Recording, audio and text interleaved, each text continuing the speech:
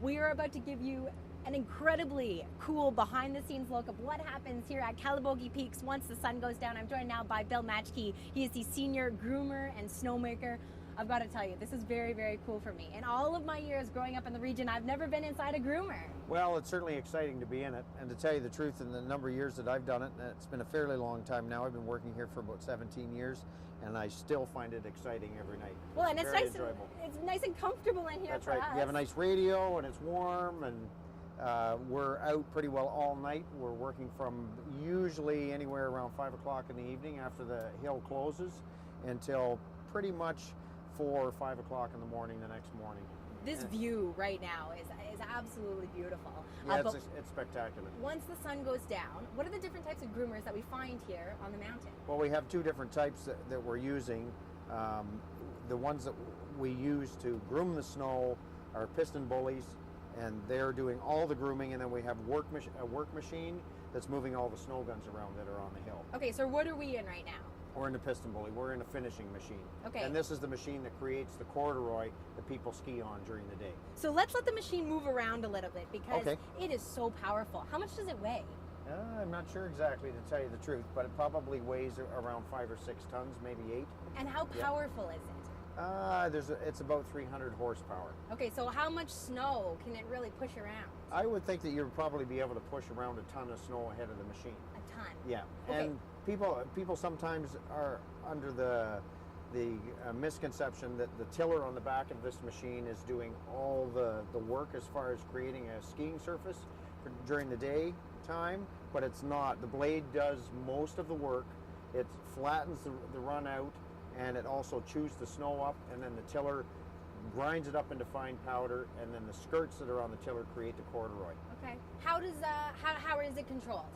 Okay, so we have the drive here. These are called paddles, and this is a blade control on this side, and it's a 6-way blade, and the wings go in and out, and that helps us funnel the snow in one direction or the other. Okay, because people are skiing and snowboarding all day. They're pushing all the snow to the sides, and then your job is to bring it right back into the center. Yes, the snow, our perfect run after we're done grooming is flat or slightly crowned in the center. Yeah. But after the end of a day's skiing, it's actually the reverse. The snow gets skied to the outside, and if we didn't bring it back into the center and conserve that snow every day, it would be skied into the bush and it would be gone. So let's head over to what you call a whale and introduce our viewers to that. Okay, here we go.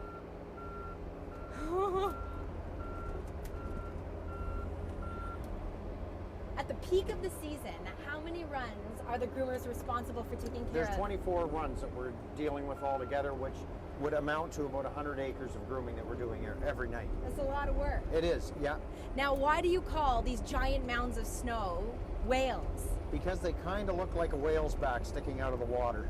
And if I drive up to this one on an angle, you'll see the snow gun that's sitting at the end of the pile, but you can see the length of the pile.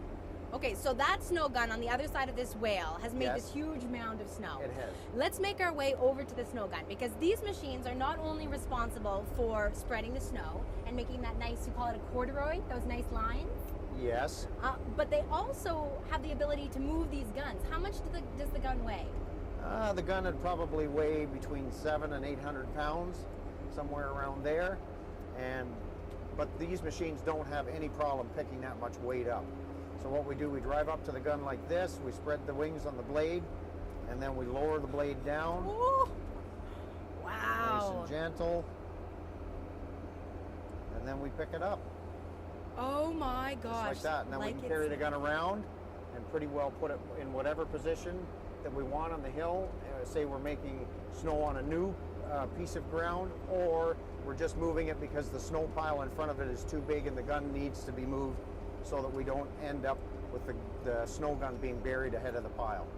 How many snow guns do you have on the mountain that can be moved around? There's 16 of these ones. Okay, this is incredible. Keep in mind that all of this is happening here at Calabogie Peaks once the chairlifts close down, once the sun goes down. These guys are working all night, so you've got prime conditions out here on the mountain. Swing by the website to learn more information. We've got more to come here on CTV Morning Live.